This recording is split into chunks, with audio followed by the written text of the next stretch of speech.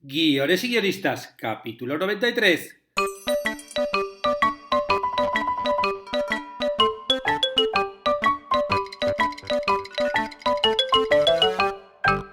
Buenos días a todos, bienvenidos a Guiones y guionistas, el podcast con el que todos podemos aprender a hacer guiones. Cada semana salimos al aire con 2 programas en los que vemos un nuevo elemento, técnica o herramienta para que sepáis más del elástico mundo de los guionistas y el flexible arte de los guiones.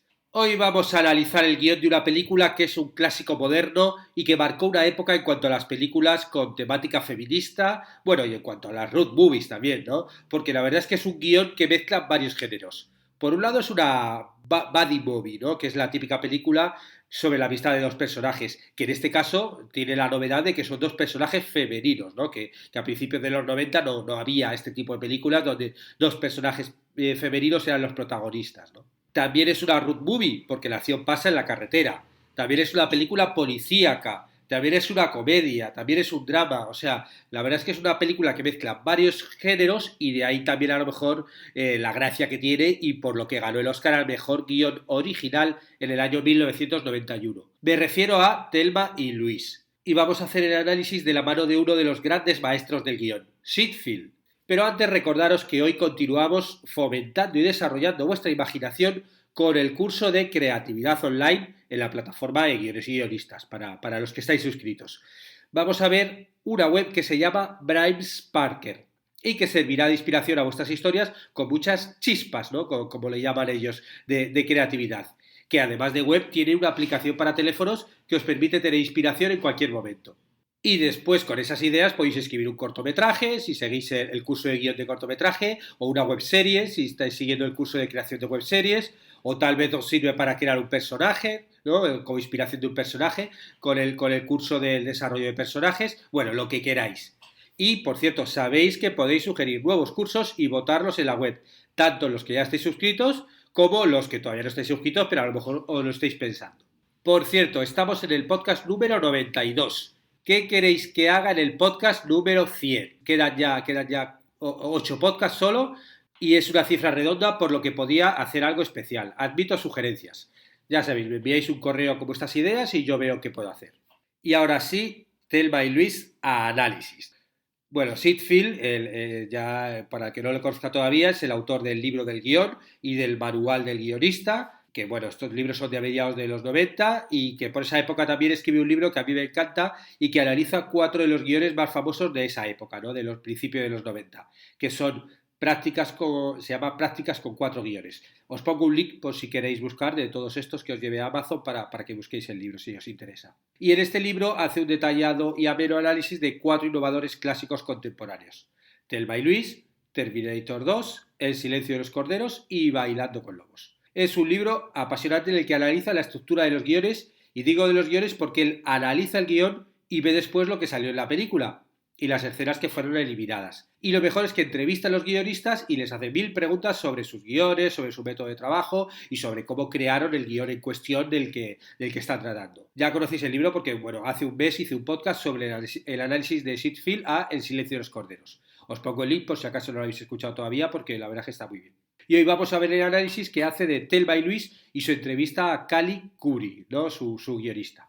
Pero para hacer un análisis más detallado, en lugar de analizar toda la película, como hice con El silencio de los corderos, que quedó un podcast muy largo, me voy a centrar en el primer acto de la película, ¿no? El primer acto, el planteamiento, ¿no?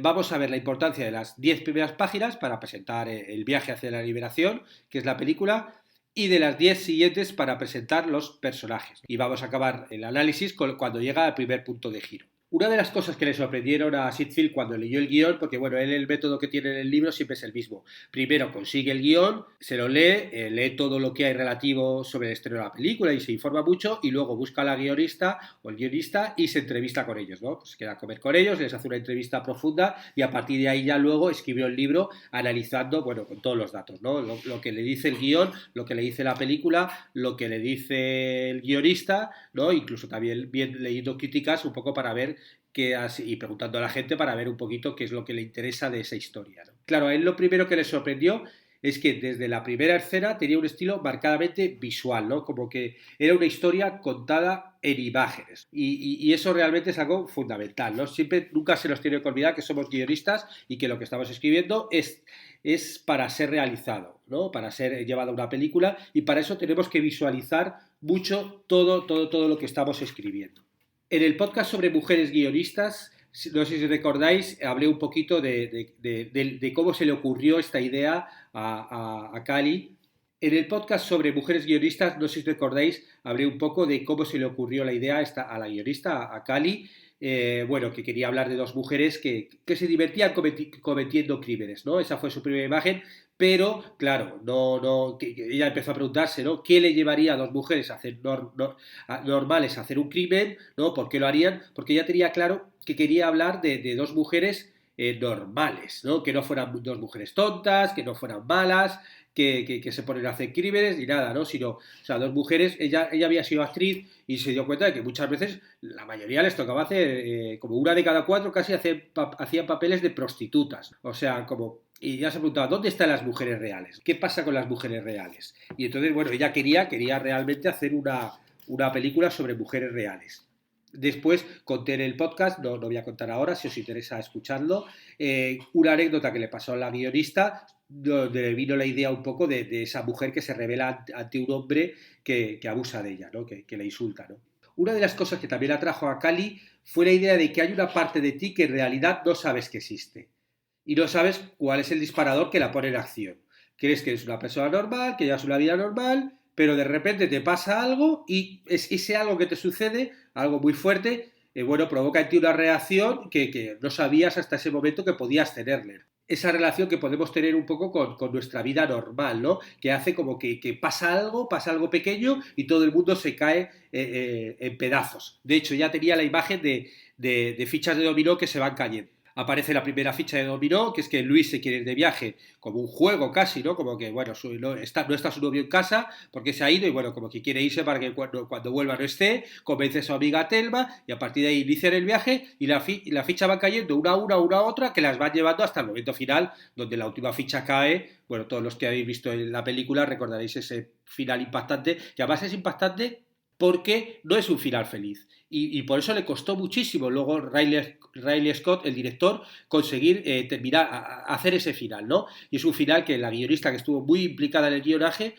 o sea, en el rodaje, defendió hasta el final, ¿no? Que tenía que acabar así la película, como acaba, ¿no? Y bueno, muchos productores, de hecho, al principio les costó encontrar financiación porque mucha gente no estaba de acuerdo en financiar una película con ese final. No les gustaba un final que no fuera un final feliz y bueno, ellos, los creadores, tuvieron que defenderlo hasta el final y está muy bien porque luego realmente es una de los éxitos de la película, ¿no? Ese final que todos salimos un poco de la película ahí como atontaditos, ¿no? Con ese final, por un lado, con ese subidón que te da, ¿no? El que realmente ellas deciden su final, pero claro, un poco tristes por el final, ¿no? Y claro, es que es muy importante lo que se dice, pero también es muy importante lo que no se dice. No sé si recordáis que hay algo que está durante toda la película ahí flotando, que es como el incidente, ¿no? El incidente de Texas que habla, ¿no? Que es algo que le pasó a Luis, pero que no termina que se intuye un poco, pero no termina de decirlo. Y ese algo que le pasó, bueno, pues la guionista lo confiesa aquí, y es que Luis fue violada en Texas, ¿no? Años atrás. Y la guionista dice, no me permití a mí misma decir que había sido violada. No lo dije nunca en el guión.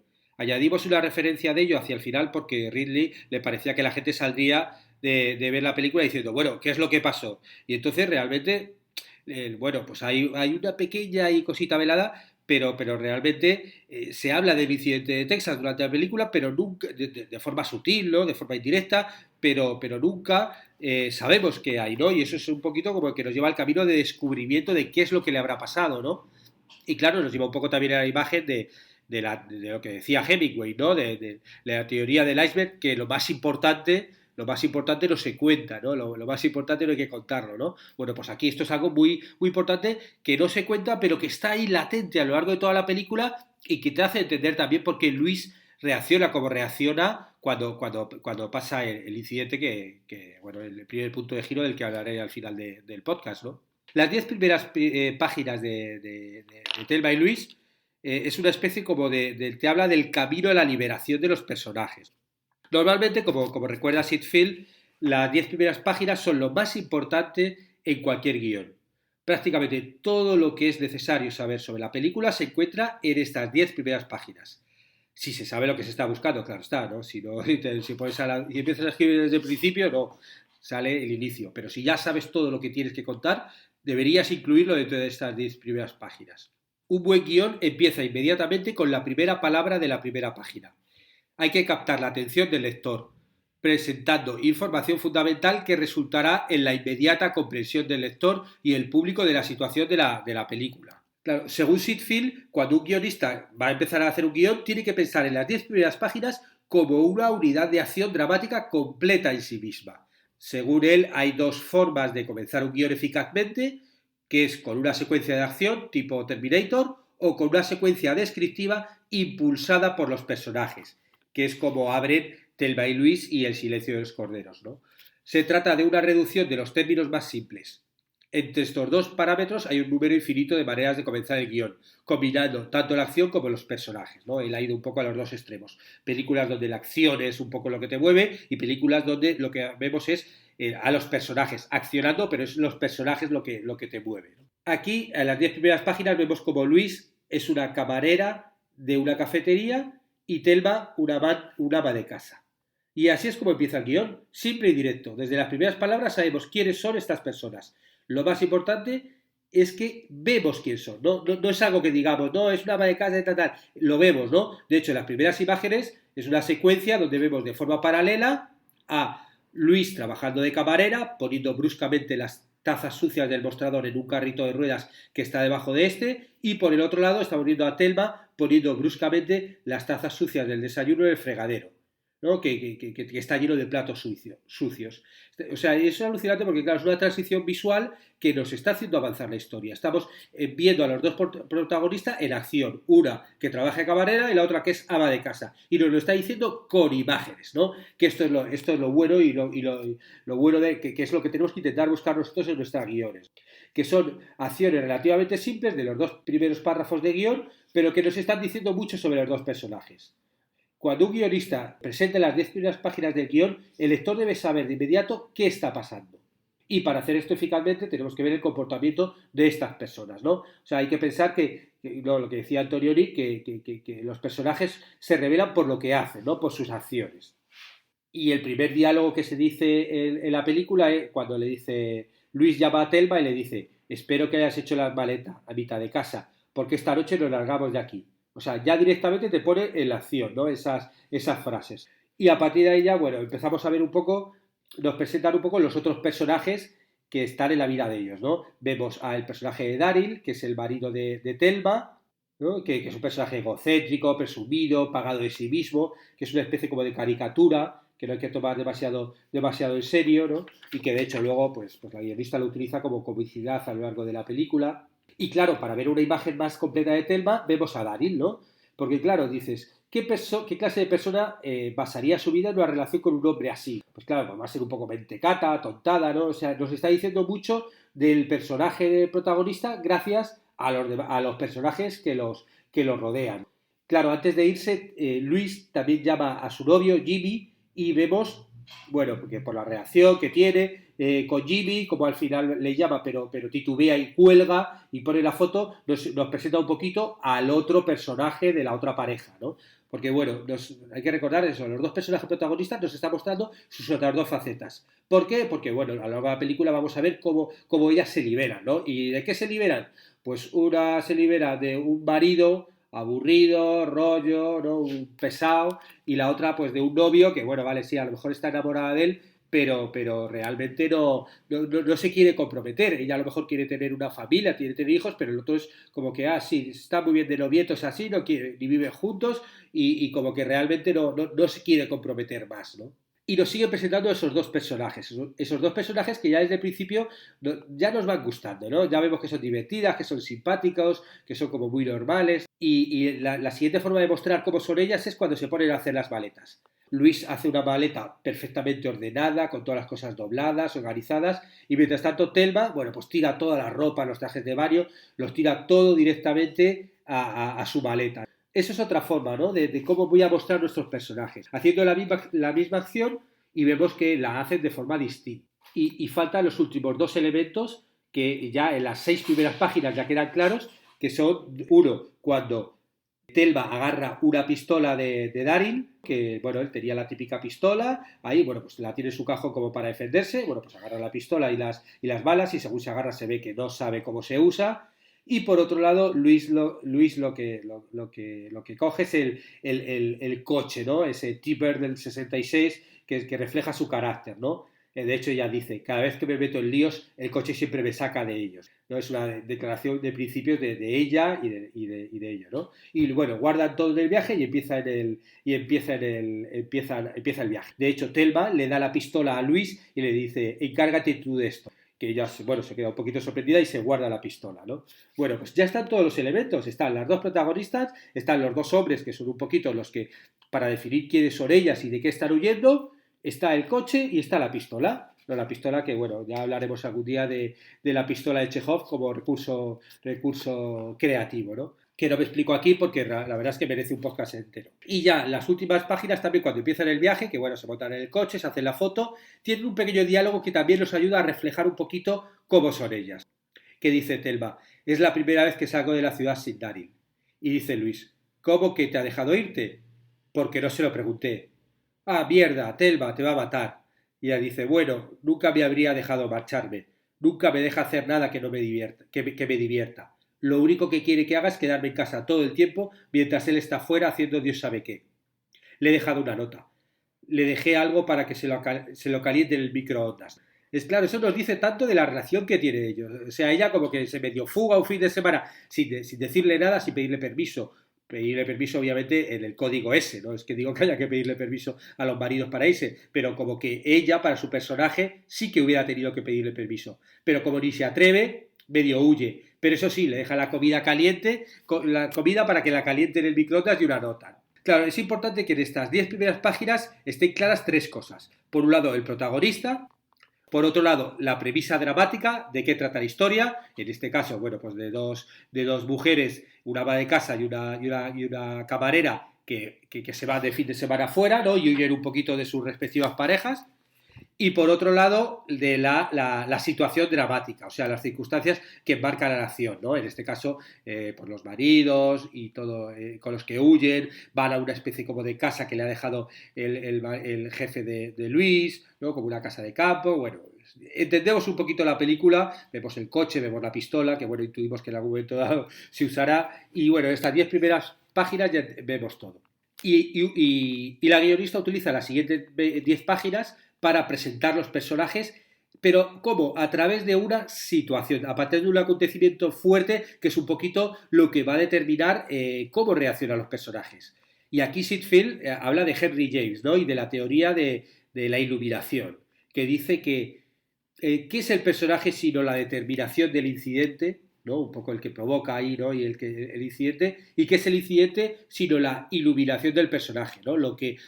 ¿Por qué dice esto? Porque en todo momento nuestra forma de actuar o reaccionar frente a una situación determinada nos muestra quiénes somos realmente. Sí, y esa es la forma de ver cómo funcionan los personajes en un guión. Tú les pones ante una situación y según una situación límite y según reaccionen, ahí es donde vamos a ver a los personajes. Y es lo que hace aquí la guionista, ¿no? Con el segundo punto de giro. Les va calentando una situación que ¡pah! Explota en el punto de giro y según reaccionan los personajes, a partir de ahí es cuando vamos realmente a entenderlos y a partir de ahí ya, bueno, pues ya se lanza la película.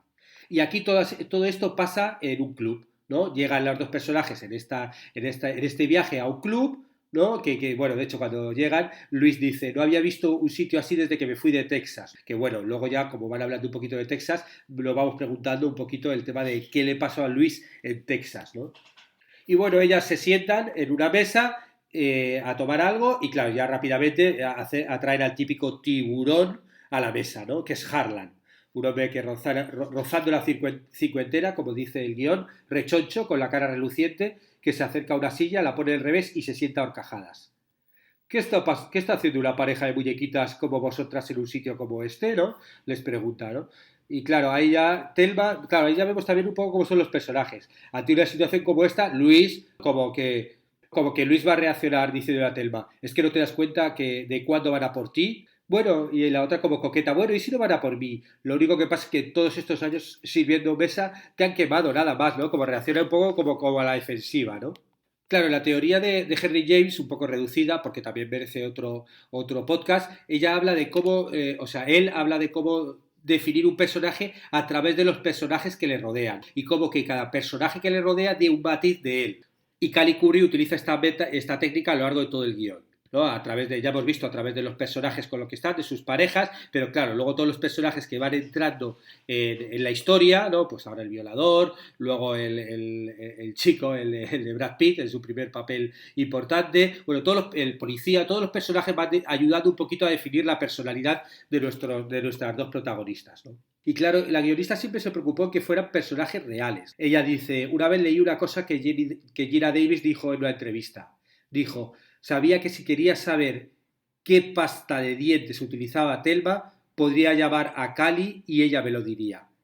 Y cuando leí eso pensé, bueno, ¿no? Utiliza la que tiene, ¿no? Rayas rojas, blancas, verdes, azules, que es la que tiene más colorines. Claro, esto es, bueno, ya hemos visto los que estáis suscritos en los cursos, como en el curso de desarrollo de personajes podemos desarrollar el personaje, sobre todo lo vimos en la clase de la batería de preguntas, ¿no? que entraban 140 preguntas para desarrollar la mayoría de detalles sobre esos personajes, elementos que, bueno, puedes luego meter en el guión o no, dependiendo de cómo te vaya la historia, pero que si tú haces ese trabajo previo, bueno, pues bueno, vas a conocer mucho mejor a tu personaje, aunque luego lo importante va a ser cómo funciona tu personaje en el guión, en la acción, pero bueno, si lo conocemos, pues mejor ese trabajo que ya tenemos hecho, ¿no? Probablemente nos ayude, nos hemos hecho muchas preguntas que luego nos va a ayudar a darnos respuestas. Y todo lo que dicen los personajes de estos protagonistas en estas 10 páginas nos está ayudando un poquito a ver algún aspecto de su personalidad. Porque ella, según están hablando, estamos viendo la relación entre estas dos mujeres y los hombres de sus vidas. Hay un diálogo que dice Telma, ¿todavía no ha llamado Jimmy? Le estoy dando un trago de su propia medicina, por gilipollas, ¿no? Dice Luis. Lo siento, Luis, sé que estás muy disgustada, supongo que estoy muy emocionada por estar fuera de casa. Igual Daryl ha llegado a casa. Igual ya ha vuelto Jimmy, dice Luis. ¿Por qué no le mandas a la mierda de una vez por todas? Y le dice Luis, ¿por qué no te libras de ese marido de mierda que tienes? ¿No? Claro, ahí estamos viendo un poquito cómo es la relación con ellos, ¿no? A esto se refería con el desarrollo de los personajes en estas 10 páginas, ¿no? Y a partir de ahí ya se desencadena la acción que nos va a llevar al punto de giro, ¿no? Telva se pone a bailar con Harla, con el chico este que les ha entrado, y empiezan a coquetear, está claro que es un mujeriego y tal, ¿no? Pero bueno, ella está como borracha, se le ve ahí, incluso en el propio guión se describe como jadeante, borracha y echando risitas tontas, ¿no? Con una cerveza en la mano, y entonces, bueno, Luis se da cuenta, le dice que se va al baño, y Telva hay un momento donde ya empieza a darse cuenta de la borrachera, y entonces, bueno, pues como que se dice, se va a ir al baño y entonces Harlan, bueno, pues la medio saca fuera, la convence. Y bueno, aquí es curioso porque Cali, o sea, le pregunta a Cecil sobre el personaje del violador, de Harlan. Y ella dice, el personaje de Harlan es el perfil típico de un violador. La violencia contra las mujeres es un tema que siempre me ha preocupado muchísimo. Y he tenido tantas amigas que han sido violadas que siempre he sido muy consciente de estas cosas. He leído libros sobre la conducta criminal y cuando empecé a escribir sobre Harlan sabía que es el típico tío que es muy simpático y que luego se vuelve contra ti. Bueno, pues ahí en la película, bueno, pues él sale con ella fuera y hay un momento donde ella ya empieza a rechazarle y él empieza a golpearla, ¿no? Y ella le tira la ropa, le golpea y él le devuelve el golpe y le agarra de la cara apretándole con fuerza. No me pegues, no se te ocurra pegarme. Y ahí es cuando empiezan a violarle y bueno, y entonces ahí es cuando aparece Luis, ha estado buscándola cuando ha salido del baño, no la ha encontrado y bueno, aparece con la pistola, le apunta, le dice que la deje y entonces Harlan, ¿no? Furioso, le empieza a llamar la puta, dice, tendría que haberme la follado y tal. Y Luis se para en seco, se da media vuelta y dice, ¿qué has dicho? Y le dice, he dicho que me chupas la polla. Y entonces ese es el detonante, ¿no? Para que Luis pierda el control, da 2 pasos hacia atrás y le dispara con la tabla. Y ese es el primer punto de giro y a partir de ahí ya se convierte todo en una road movie donde ellas no paran de huir hasta el final, ¿no? Claro, y ahí es donde Sitfield vuelve a la reflexión de Henry James. ¿Qué es el personaje sino la determinación del incidente? ¿Y qué es el incidente sino la iluminación del personaje, ¿no? A partir del incidente nosotros vemos realmente qué personaje hay detrás, ¿no? Y vemos esta parte oculta que decía Cari Cooley, que tenemos todos, ¿no? Y que realmente solamente se descubre cuando tenemos incidentes potentes en nuestra vida. Cuando pasa algo, según la reacción que pasa, es donde vemos esa parte oculta que incluso a nosotros nos sorprende. Claro, Luis, con esa reacción está hablando también de esa cosa, ¿no? que está debajo del iceberg de la película, de la que no se habla, que es el incidente que tuvo en Texas, ¿no? Esa violación que ella sufrió, de la cual nunca verbaliza en la película, pero que a ella le ha marcado y por lo cual no está dispuesta a que traten así a su amiga y por eso pierde el control y ya, bueno, a partir de ahí se desboca la película. Bueno, con esto termino el análisis de lo que sería el primer acto, ¿no? El planteamiento de la película de Thelma y Luis. He querido centrarme solamente en el planteamiento para que veáis de una forma más pormenorizado cómo es la importancia de las 10 primeras páginas para presentar todos los elementos que luego veremos en la película. Aquí nos presentan a los dos personajes protagonistas, su relación con las dos parejas y luego ya el coche y la pistola. Y luego las otras, cómo utiliza la guionista en las otras 10 páginas para seguir ahondando en los personajes, en su personalidad, un poquito viendo cómo se relaciona con los demás personajes y luego, a partir de un acontecimiento importante, eso cómo revela realmente a los personajes, ¿no?